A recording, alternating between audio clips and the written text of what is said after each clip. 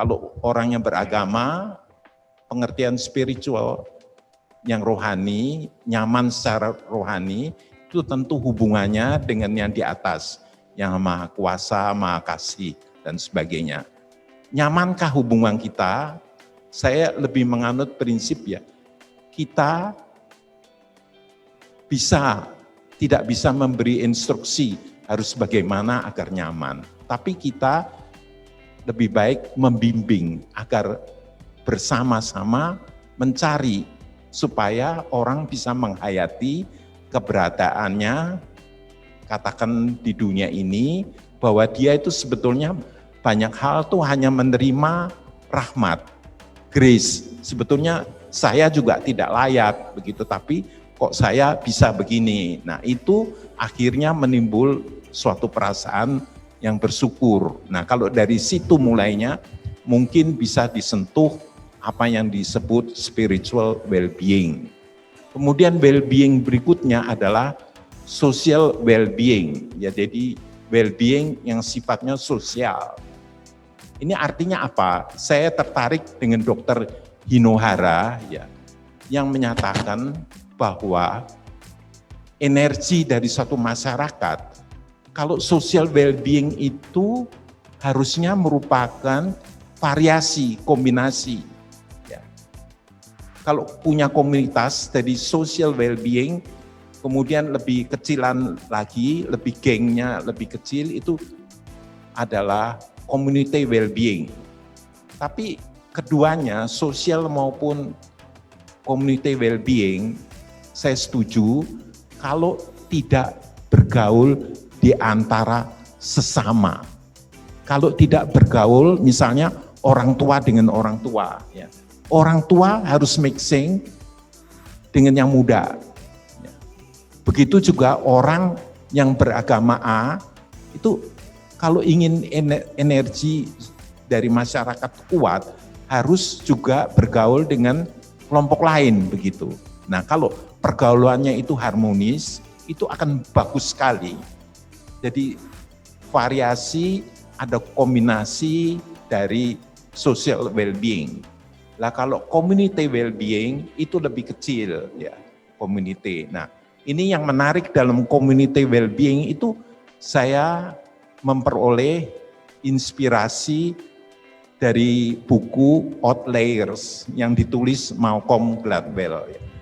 Di sana dituturkan ada imigran Itali ya, dari Roseto di Itali, tapi kemudian tinggal di Amerika di daerah negara state bagian Pennsylvania. Kenapa kok imigran Roseto tuh umur panjang? Kenapa kalau di sana itu tidak ada orang bunuh diri?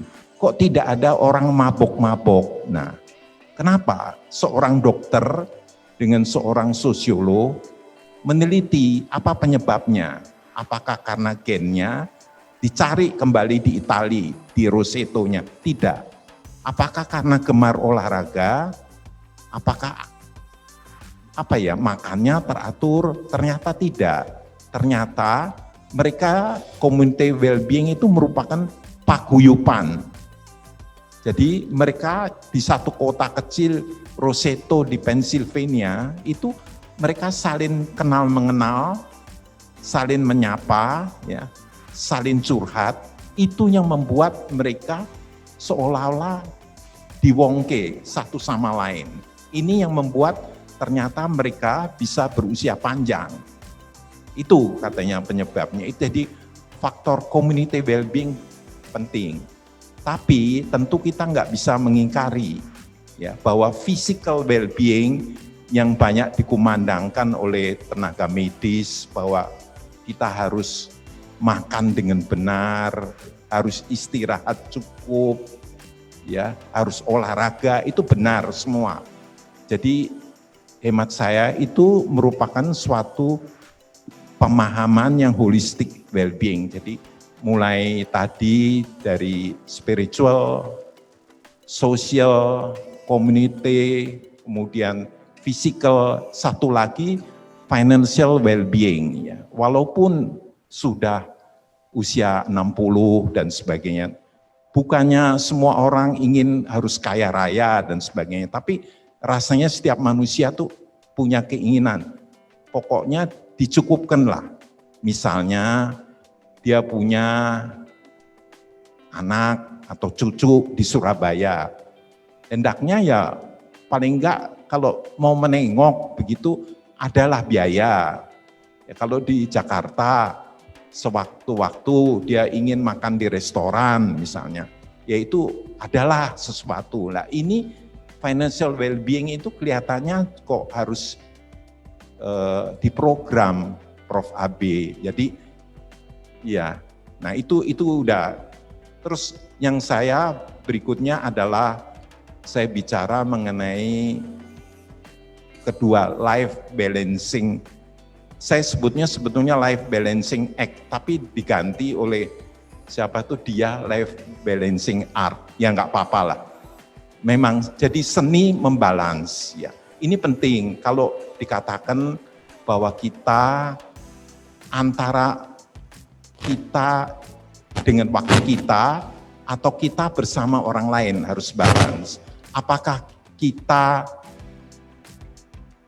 letting go atau letting come, itu harus seimbang.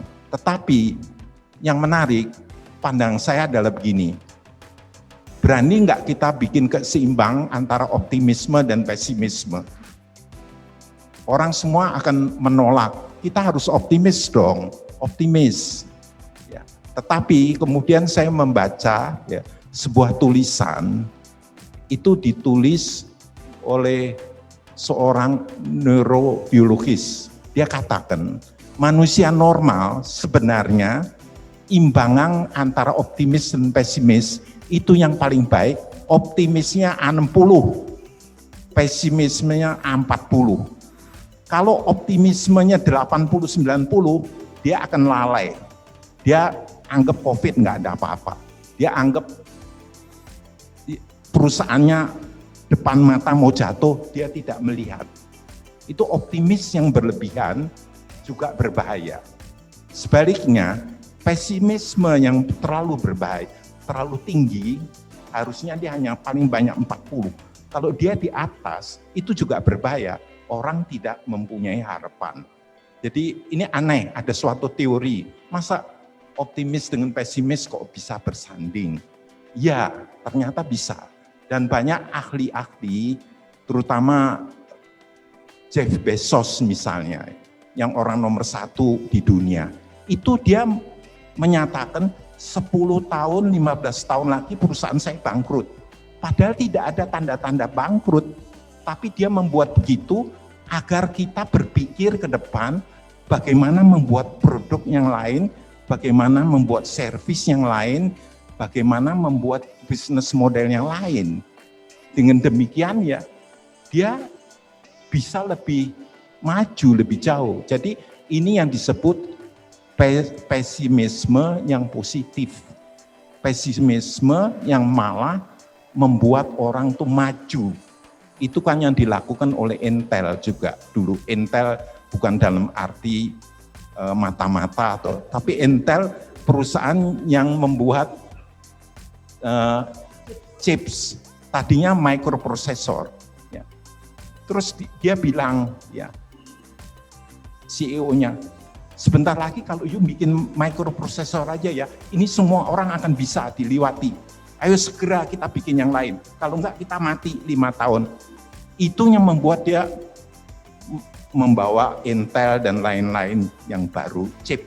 Itu kehebatan. Jadi ini ada sesuatu yang baru. Jadi life balancing art itu mengimbangi. Coba kita lihat ya. Baterai, apa bisa nyala kalau hanya positif? Dia memerlukan negatif. Kalau enggak ada negatifnya enggak nyala. Magnet tarik menarik itu apa positif dengan positif? Enggak, positif dengan negatif.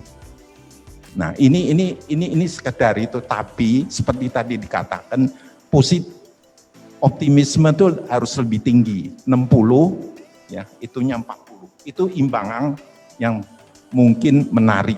Itu saja saya ingin sampaikan. Dan yang terakhir itu mengenai pemberdayaan diri ya.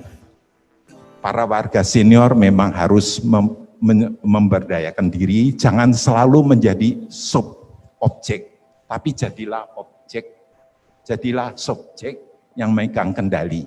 Jangan jadi hanya objek dari orang lain. Sekian, terima kasih.